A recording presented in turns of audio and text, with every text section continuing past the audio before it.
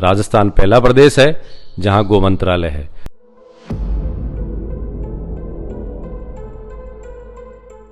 कि हम एक बने रहें, नेक बने रहें। हम एक बने रहेंगे, नेक बने रहेंगे तो सारा सब कुछ होने वाला है।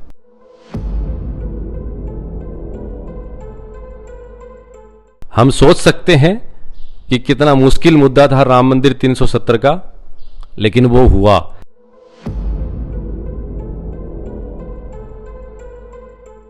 अब गो रक्षा का, गाय का कार्य करने के लिए कोई गाय वाला आएगा तभी काम होगा।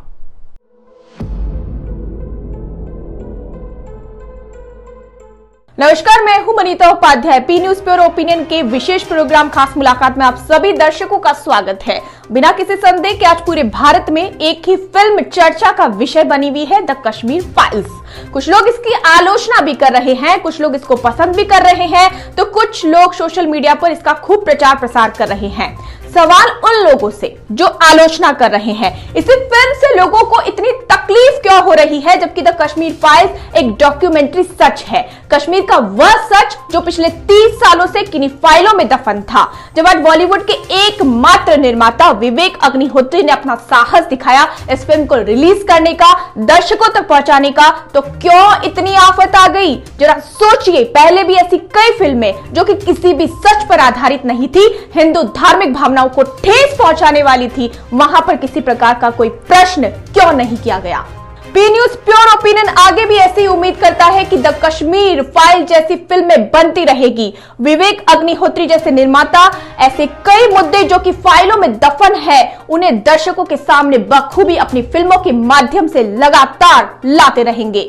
ऐसे कई मुद्दों पर चर्चा करने के लिए हमारी संवाददाता शिपू चोटिया ने फतेहपुर कस्बे के बुद्धगिरी मड्डी के महंत दिनेश गिरी जी महाराज से चर्चा की और उनके स्वतंत्र विचारों को खुल करके जाना।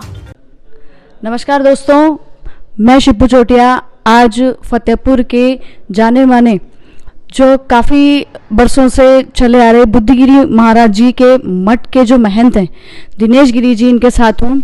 ये गौशाला भी चलाते हैं यहाँ पे और जो प्रदेशाध्यक्ष गौशाला के प्रदेशाध्यक्ष भी हैं। तो सर नमस्कार। मेरा यहाँ पे आना हुआ बहुत मुझे खुशी है कि मैं आपका इंटरव्यू ले रही हूँ। महाराज, मेरा आपने जो कल फिल्म देखी द कश्मीर, उनसे सारे मीडिया इंस्पायर है और मेरा पहला क्वेश्चन ये है कि कल आपने पिक्चर देखी तो सर कोई भी जो है महंत साधु हैं पिक्चर नहीं देखने जाते, तो आपका क्या लक्ष्य था जो आप फिल्म देखने गए? ये हिंदुस्तान देश है और यहाँ भारतीय सनातन संस्कृति आज से नहीं करोड़ों वर्षों से विद्यमान है। भारतीय सनातन संस्कृति वो है जो मानव को मानव से महामानव की यात्रा सिखाती है। राक्षस कैसे मनुष्य बने, ऐसे सिद्धांत भारतीय सनातन संस्कृति ने दिया है। इसलिए इस देश में और ऐसी दिव्य जो विचारधारा है मानवतावादी वाली, उस देश में, उस धरा में क्या ऐसी कोई जगह हो सकती है जहाँ कोई साधु ना जाए? और अगर ऐसी है तो वो जगह भारतीयता की नहीं है। इस जगह संत नहीं जाते, सलीमा हॉल में साधु संत नहीं जाते, तो वो सलीमा हॉल भारत में है ही क्यों? क्योंकि वो भारतीय दर्शन में है ही नहीं, ऐसी सभ्यता ही नहीं है। इसलिए ऐसे सिनेमा हॉल आज तक थे जहाँ से पूरे देश के युवाओं को अश्लीलता के साथ, कुसंस्कारों के साथ एक जो यौवन है, एक जो युवा है, एक जो ओजस्व है वो नष्ट हो, ऐसी चीज़ें दिखाई जाती थी जो भारत का दर्शन नहीं है, वो भारत की तस्वीर नहीं है। धीरे धीरे ये परिवर्तन आया है, लोगों ने समझा है, भाव बदला है, विचार बदला है, तो देश भी बदल रहा है। इसलिए वो परिस्थितियां भी बदल रही हैं कि जहां कल तक साधु संत सभी युवाओं को ये कहते थे कि फिल्में ना देखें, सलीमा हॉल में ना जाएं, और वो तस्वीर जब बदली तो एक मठ की पीठ पर बैठने वाले साधु भी सिनेमा हॉल की सीट पर जाकर के फिल्म देख रहे हैं। यही वास्तव में परिवर्तन है और यही वास्तव में भारत है और यही वास्तव में फिल्में हैं जो बननी चाहिए, आगे भी बननी चाहिए। ऐसी बनेंगी तो भारत भी बनेगा। इसलिए हम इस फिल्म को देखने गए और सबसे आग्रह करते हैं कि आप इस फिल्म को देखें और देख करके जो एक काला सच है उसको भी समझें और साथ में ये भी दृढ़ता करें, सुनिश्चित करें कि आगे आने वाली फिल्में अगर बने तो ऐसे ही बने और ऐसी नहीं बनती हैं तो उनको नकारें और मजबूर करें कि किसी भी फिल्म वाले को अगर फिल्म बनानी है तो आप ऐसी बनाओ जो भारत की अखंडता को, संप्रभुता को, एकता को, सनातन संस्कृति को बढ़ावा दे। इसलिए हम फिल्म देखने गए।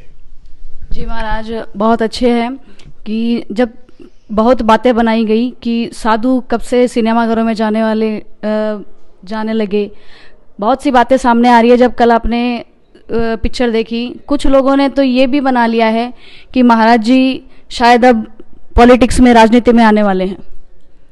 काफ़ी लोगों के कमेंट्स आए, काफ़ी लोगों से जब हम लोगों ने पर्सनल बातें करी तो लोगों ने ये बोला कि शायद महाराज जी अब राजनीति में कदम रखने वाले हैं।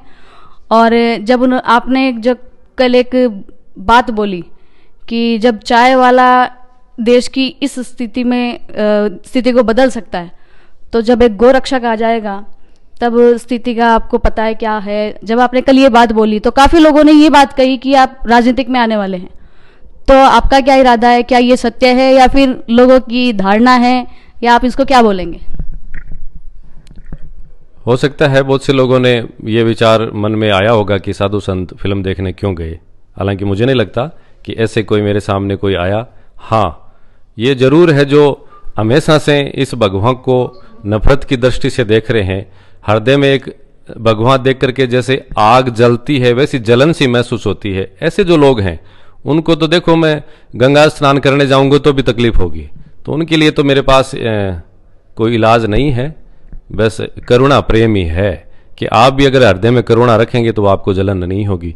बाकी बोरोलिन से तो कुछ ठीक होने वाला है नहीं।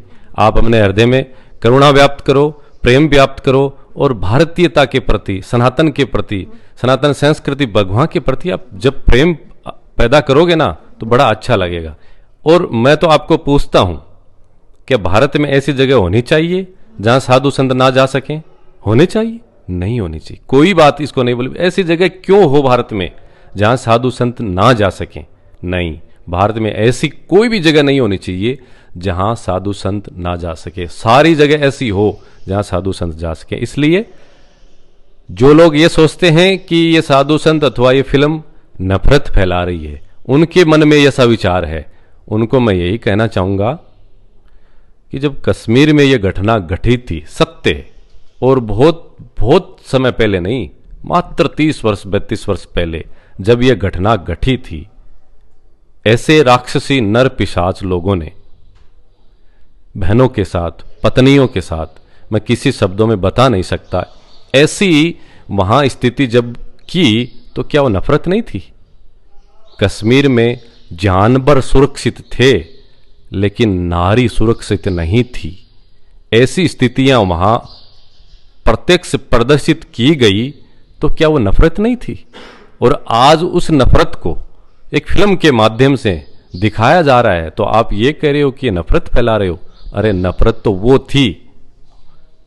इस नफरत को नष्ट करने के लिए तो लोगों को ये जगाने का प्रयास है, ये मेरा भाव है। और रही बात आप जो राजनीति वाली जो बात कर रहे हैं, मैं पिछले 25 वर्षों से प्रत्यक्ष रूप से इस संन्यास परंपरा को जी रहा हूं।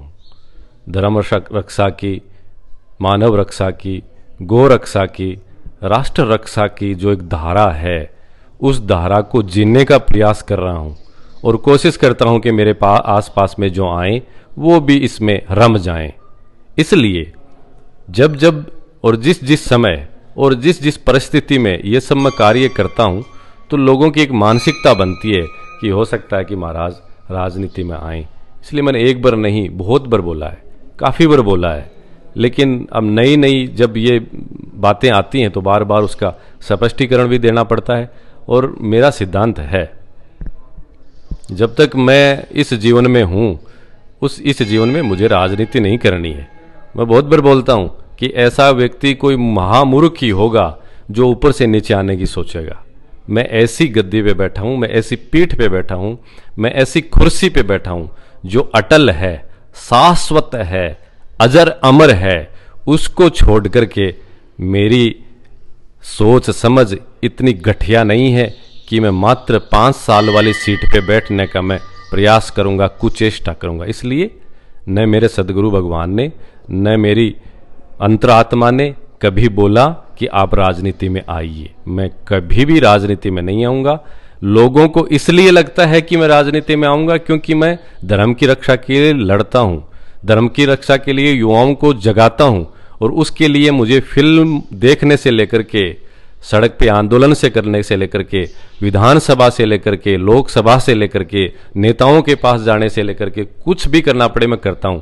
लेकिन जब लगता है कि ये करते हैं वो साधु संत राजनीति में आएंगे, ऐसा नहीं है। एक भस्मी देने वाला, झाड़ा फूंक करने वाला, कान में मंत्र देने वाला, कथा भागवत करने वाला ही साधु नहीं होता है। धर्म की रक्षा के लिए कुछ भी करे, लड़ाई भी करे, नागा साधुओं ने की है, तो भी वो साधु होता है। इसलिए वास्तव में साधु की परिभाषा को जीने का हम प्रयास करते हैं, तब लोगों को लगता है कि हम राजनीति में आएंगे। हम राजनीति में नहीं आएंगे। हाँ, राजनीति में जो गंदगी है, राजनीति ने जो सनातन धर्म को सत्यानाश कर रखा है, राजनीति ने जो सामाजिक समरसता का ताना बाना खंडित करने का प्रयास कर रही है, राजनीति जो हिंदू एकता की खंडित करने की जो कुचेष्टा करती है, ऐसी जो राजनीति है, उस राजनीति को नष्ट करने का प्रयास निरंतर जारी रहेगा और वो जल्द समय आने वाला है।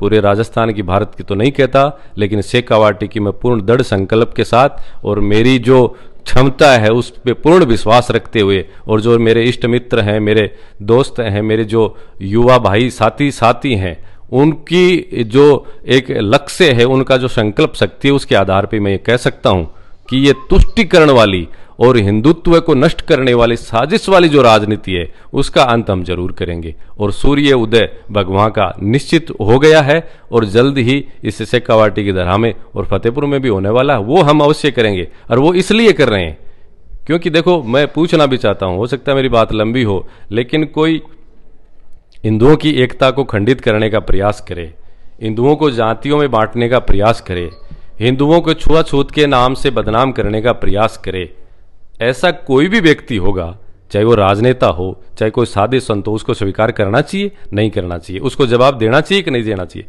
देना चाहिए। तो आज के समय में सबसे ज्यादा अगर समस्या है तो राजनेताओं की यही समस्या है कि वो समाज को लड़ाते हैं। बहुत बार लोग कहते हैं ना कि साधु संत ये सांप्रदायिक सौहार्द बिगाड़ते हैं। अरे साधु संत सांप्रदायिक सौहार्द नहीं बिगाड़ते। अगर आप वास्तव में देखोगे तो सांप्रदायिक सौहार्द बिगाड़ने का कार्य ये तथाकथित नेता ही करते हैं, जो जातियों में बटाते हैं। और मैं पूछना चाहता हूं कि सांप्रदायिक सौहार्द वो 90 में कश्मीर में कहाँ गया था? जवाब दीजिए मुझे। सांप्रदायिक सौहार्द की बात शेखावाटी अथवा फतेहपुर में होती है, कश्मीर में वो सांप्रदायिक सौहार्द कहाँ गया था? गंगा जमनी तहजीब की जब बात फतेहपुर और शेखावाटी में होती है तो श्रीनगर में कहाँ गई थी गंगा जमनी तहजीब? भरे पूरे घरों में, सैकड़ों की एकड़ में सेब के बाग थे उन हिंदुओं के, उनको सब भरा पूरा परिवार छोड़ करके जब घर से दर बदर होना पड़ा, तब सांप्रदायिक सौहार्द गंगा जमनी तहजीब कहाँ गई थी? इसलिए ये धर्म रक्षा की लड़ाई है, कोई राजनीति की लड़ाई नहीं है। मैं साधु हूँ, भगवा बाना मैंने पहना है, इस जीवन में मुझे राजनीति नहीं करनी है, लेकिन राजनेता धर्म की रक्षा के खिलाफ जो गीत दृष्टि बना करके बैठे हैं, भगवान को जो गीत दृष्टि से, हिंदुओं को जो गीत दृष्टि से देख रहे हैं, उन आंखों को हर स्थिति में नोचने का प्रयास हम जरूर करेंगे। जी महाराज जी, देखिए दोस्तों, मैं बता दूं, जिन्होंने कल कमेंट्स किए थे, काफ़ी लोगों से जिनसे बात हुई थी अपनी, जो राजनीति में महाराज को लाने के लिए बोल रहे थे, तो महाराज जी ने स्पष्ट कर दिया है। सेकंड ये महाराज जी कि आपने फतेहपुर में स्पेशली अनाउंस किया, JRG मॉल में लगातार कंटिन्यू जो 4 शो चलते हैं उसमें द कश्मीर फाइल्स दिखाई जाएगी। जब मैं वहाँ पे गई तो वहाँ पे फर्स्ट शो स्टार्ट नहीं हुआ था, जो 9 से 12 का होता है वो स्टार्ट ही नहीं हुआ था, और उसके बाद जो 12 से 3 वाला शो है उसमें भी 60 से 70 के बीच लोग आए। उस विषय पे आपको क्या कहना है? क्या फतेहपुर की जनता में हिंदुत्व है या एकता, ये ऐसा नहीं है या फिर कुछ और बात है? आपके कहने के बावजूद भी कुछ ऐसे लोग वहाँ पे, मैंने जब वहाँ पे ना कोई भीड़ थी, जब मैंने JRG मॉल के जो पुरोहित जी है उनसे बात करी तो उन्होंने कहा कि मेरा फर्स्ट शो तो चला ही नहीं। तो महाराज जी, इस पे आपको क्या कहना है? कल जो सिक्कर सिनेमा हॉल में जो स्थिति थी वो भी आपके सामने ही है। फतेहपुर की जो आप बात कर रहे हैं, फतेहपुर के लोगों को अभी तक पता नहीं चला कि उस सिनेमा हॉल में भी फिल्म प्रदर्शित हो गई क्या। नहीं, वैसे तो उन्होंने मुझे बताया कि ना पोस्टर आए हैं ना कुछ और आए हैं, वो भी एक कारण हो सकता है उसके पीछे। लेकिन जब 60 लोग वहाँ पे पहुँच रहे, वो भी सेकंड शो में, वो भी जब मैं गई वहाँ पे 3 बजे मैं पहुँच गई थी कि जब बाहर लोग निकलेंगे उनसे पूछेंगे कैसे लगी, ये मैं एक रिपोर्ट रेडी करने गई थी। लेकिन वहाँ पे JRG मॉल के जो मालिक हैं, जो प्रकाश जी पुरोहित, उन्होंने बोल दिया कि बेटा यहाँ पे कोई नहीं आया।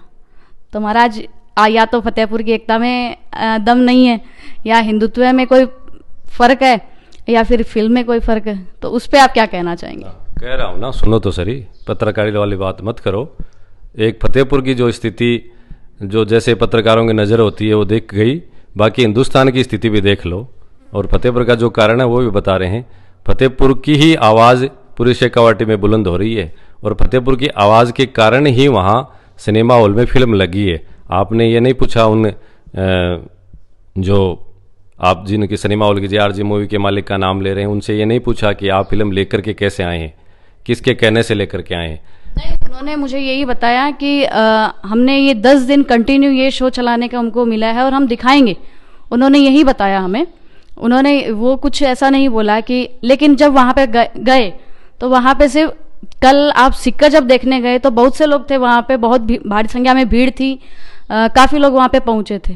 लेकिन फतेहपुर का ये था, बस उसी के लिए पूछा है कि भाई सिक्कर में सब देखने पहुँच गए, लेकिन फतेहपुर में 60 लोग सब 70 लोग पहुँचे। मेरा बात पूरी नहीं हो जाए तब तक इसको वहाँ हटाना मत यहाँ से। जो आपने सवाल किया मेरा पूरा तो करने दो। मैं समझ गया आपकी बात, लेकिन वो पूरा तो करने दो। फिल्म अभी 2 दिन पहले वहाँ इस सिनेमा हॉल में लगी है। सभी लोगों को, फतेहपुर के क्षेत्र के लोगों को अभी पता नहीं है कि वहाँ फिल्म लगी। हम स्वयं उस सिनेमा हॉल में जाके देखते, लेकिन आप सबको पता नहीं है। हमारी मर्यादा है कि इस बुधगिरी मड्डी की पीठ पे जो व्यक्ति साधु बैठता है, सन्यासी बैठता है, वो फतेहपुर शहर में प्रवेश नहीं करता। इसलिए वो फतेहपुर शहर में सिनेमा हॉल है, वहाँ देखने हम इसलिए नहीं गए, इसलिए हम सीकर गए। बाकी सभी लोगों को फिल्म ये देखने के लिए आह्वान किया हुआ है। 2 दिन होली का त्यौहार है, सब लोगों को पता नहीं है। बाकी आपके गांव रामगढ़ से मेरे पास कम से कम 20 लोगों के फ़ोन आए हैं फिल्म लगने से पहले। रतनगढ़ से मेरे पास फ़ोन आए हैं, जहां रतनगढ़ में भी सिनेमा हॉल नहीं है, रामगढ़ में भी नहीं है। आसपास के कितने लोगों के मेरे पास फ़ोन आए हैं कि महाराज फतेहपुर में जो सिनेमा हॉल है उनको भी आप कहो वहाँ भी वो फिल्म लगाएं।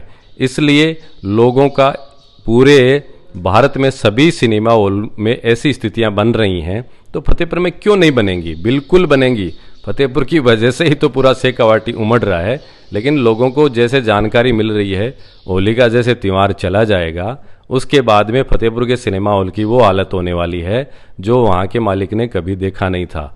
मैंने कल भी आह्वान किया था, जैसे भागवत कथाएं आयोजन होती है, जैसे दानदाता कैसे धार्मिक आयोजनों में सहयोग करते हैं, और कल का भी जैसे हम सिक्कर देखने गए हॉल में, तो पूरा हॉल एक ही व्यक्ति ने बुक किया हुआ था, किसी की टिकट नहीं लगी। तो ऐसी स्थिति फतेहपुर में भी बनने वाली है, तैयारी हो गई है। सभी 100 बुक होंगे, एक ही व्यक्ति बुक करेगा और सारे लोग जाकर के निःशुल्क वहाँ देखेंगे। जैसे निःशुल्क साधुओं के भक्तों द्वारा भंडारे लगते हैं ना, वैसे फतेहपुर में सिनेमा हॉल भी निःशुल्क बुक होंगे बहुत जल्द। आज होली का दिन है, कल दुल्हनडी है। होली और दुल्हनडी के रंग में सब रंगे हुए हैं। 2 दिन चले जाएं, उसके बाद में फतेहपुर की होली की भी क्या स्थिति आने वाली वो देखिए। ऐसा असंभव है, लेकिन लोगों में प्रचार प्रसार वाली और ये जो हमारी योजना है, और जो मैं नहीं बताना चाह रहा था आपको, लेकिन आपने इतना कुछ पूछ लिया, इसलिए मैं बताऊंगा भी। फतेहपुर का एक भी व्यक्ति बचने वाला नहीं है जो हॉल में जाकर के फिल्म नहीं देखेगा। ये ऐसी हमारी योजना है। वो ऐसे योजना कैसे परिणित होगी वो हम आपको नहीं बताएंगे। इसलिए वो आप वास्तव में स्थिति अगर देखना चाहते हैं तो मैं कहूँगा 20 तारीख बाद में आकर के JRG मूवी सिनेमा में आप खड़े होइए। आपको इंटरव्यू देने की स्थिति नहीं बचेगी वहाँ पे। और आप तो सीट की खाली की कह रहे हो, वहाँ एडवांस बुकिंग नहीं होगी लोग। और कल भी क्या सीढ़ियों में बैठे हुए थे, सिक्कर जम गए। तो ऐसी फतेहपुर में भी होने वाली है। लेकिन जो रणनीतियाँ होती हैं, जो एक योजना होती है, वो बनती है। उसके बाद में देखो, जो मीडिया की वो तीसरी आंख होती है, उस आंख से नहीं जो हकीकत है उसको भी देखेंगे, सब लोग देखेंगे। धन्यवाद महाराज।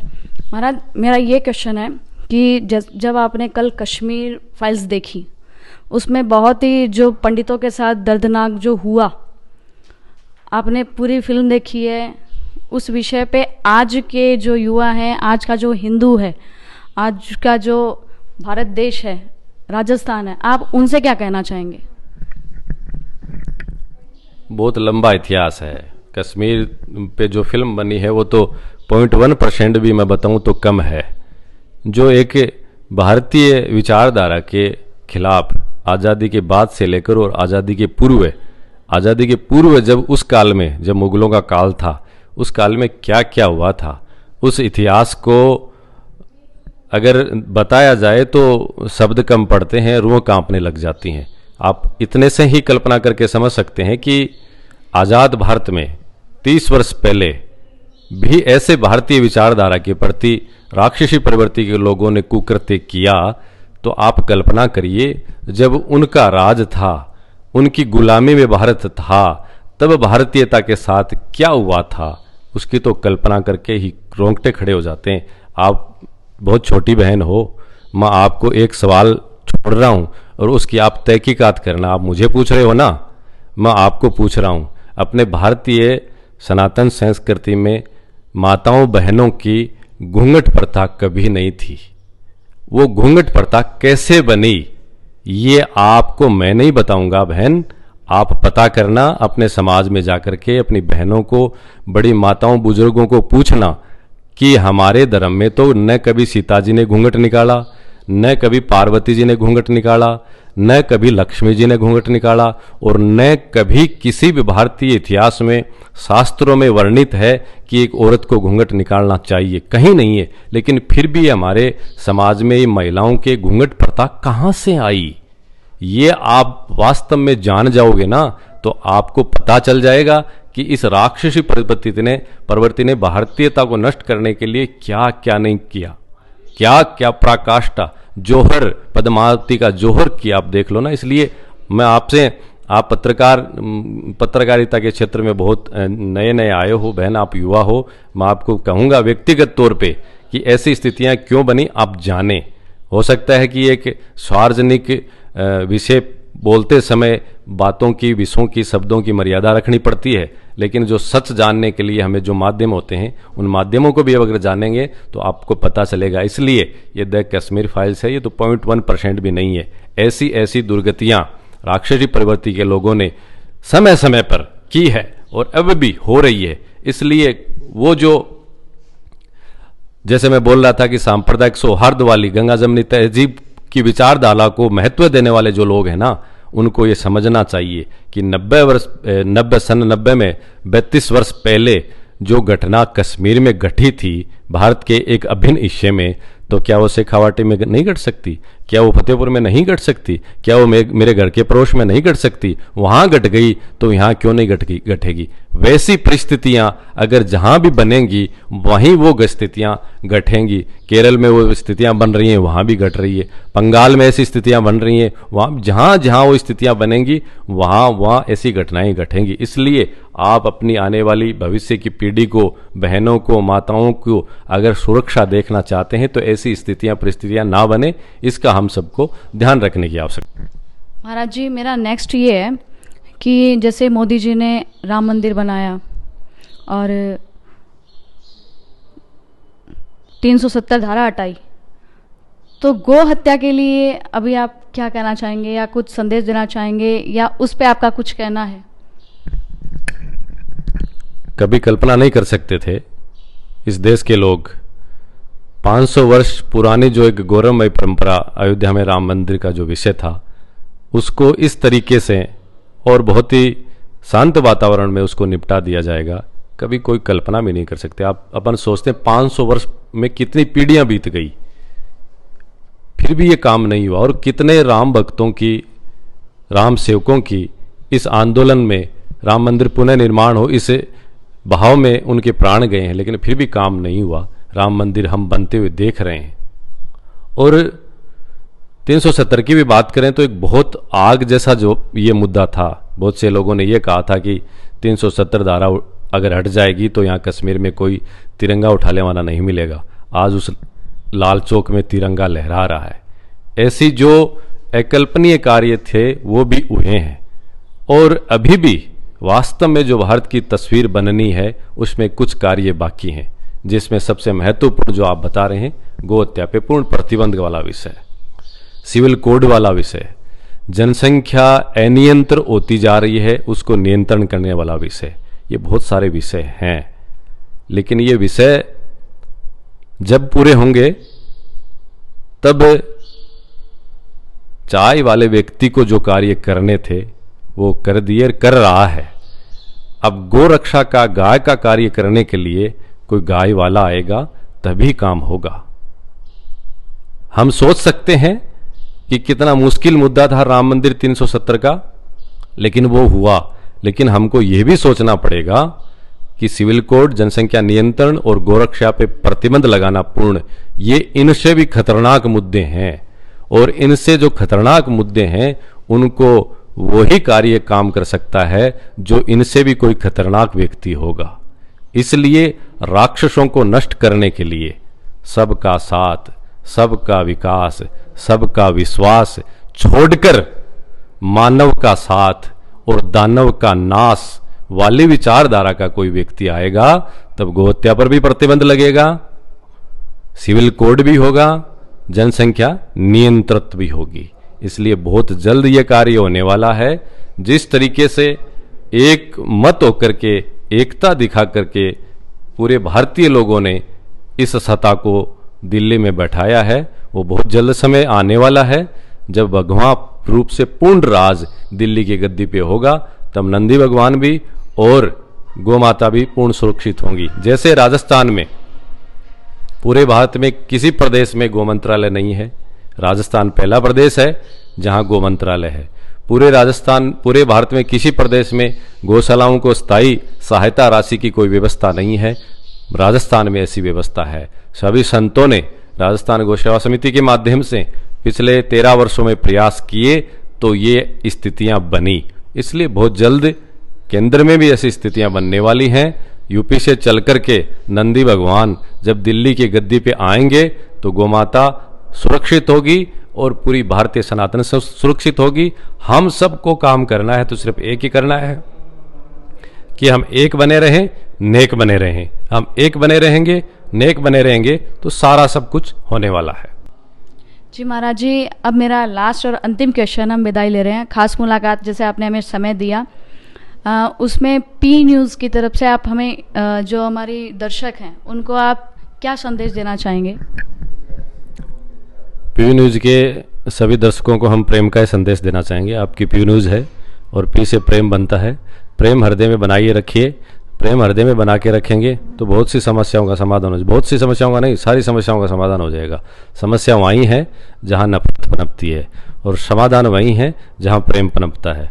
तो आप प्रेम को पनपाओ, गौ माता के प्रति प्रेम पनपाओ, माता बहनों के प्रति प्रेम पनपाओ, भारतीयता के प्रति प्रेम पनपाओ, सभी वर्गों के प्रति प्रेम पनपाओ, सभी जड़ चेतन के प्रति प्रेम पनपाओ। समस्या वहीं है, नफरत वहीं है जहाँ जीवों की हत्या होती है, जहाँ राक्षसी प्रवृत्ति होती है, वहीं समस्या है। इसलिए प्रेम ही सब चीज़ों का समाधान है। आप किस समुदाय से हो, किस जाति से हो, किस वर्ग से हो, किस देवता को मानते हो, किस तरीके से पूजा पद्धति आपकी है, वो कोई मायने नहीं रखता। मायने यही रखता है कि आपके हृदय में नफरत है या प्रेम। नफरत की समस्या है और कोई समस्या नहीं है। जिस स्थल से, जिस जगह से, जिस माइक से नफरत फैलती है वहाँ समस्या है। इसलिए मेरा एक ही संदेश है, अगर आप समझना चाहें कि प्रेम अगर है तो आप कोई भी ऐसा कार्य नहीं कर सकते जिसका कोई विरोध होगा। भारतीय सनातन संस्कृति ने हमेशा भगवान श्री कृष्ण से लेकर राधा जी से लेकर भगवान श्री राम सीता जी से लेकर भगवान शिव तक एक ही संदेश दिया है कि भाईचारे से रहो, प्रेम से रहो। लेकिन आप नफरत फैलाओगे तो उसके लिए महाभारत भी हुई है, रामायण भी रची गई है, भगवान शिव ने तांडव किया है, राक्षसों को, भस्मासुर को नष्ट भी किया है। इसलिए ऐसी स्थितियां नहीं बनेगी अगर नफरत नहीं होगी तो, ऐसा मैं कहना चाहूँगा। और गोरक्षा के लिए, गोमाता की सेवा के लिए हम सब कुछ करें। ऐसी स्थितियां बनती कब हैं? एक हिंदू के हृदय में प्रेम रहता है क्योंकि वो गो भक्त है, गोमाता की सेवा करता है। और जो राक्षसी प्रवृत्ति के लोग हैं उनके हृदय में नफरत रहता है। वो इसलिए रहता है कि वो जीवों की हिंसा करते हैं, पशु पक्षियों को काटते हैं, गौ माताओं की हत्या करते हैं। इसलिए आप अगर गौ रक्षा करोगे, गौ सेवा करोगे, तो आपको जो हृदय में एक प्रवृत्ति आपकी राक्षसी बनती जा रही है वो हटेगी। इसलिए कम शब्दों में और सबसे प्रभावी तरीके से अगर मैं समझूं तो ये मेरा संदेश यही रहता है कि प्रेम से रहेंगे तो सारा सब कुछ समझ आ रहा है। आप लोग यहाँ आए, मेरे विचार आम लोगों तक, आपके पी न्यूज़ के दर्शकों तक पहुँचाने का आपने जो किया, इसके लिए आपका आभार, धन्यवाद। जय गौ माता। जी दोस्तों, आज मैं होली पे स्पेशल महाराज जी के साथ थी। होली की आपको सबको बहुत बहुत शुभकामना। देखते रहिए हमारे साथ। थैंक यू, धन्यवाद। आज की हमारी खास मुलाकात में दिनेश गिरि जी महाराज ने विशेष तौर से गायों के प्रति अपने स्नेह को प्रदर्शित किया।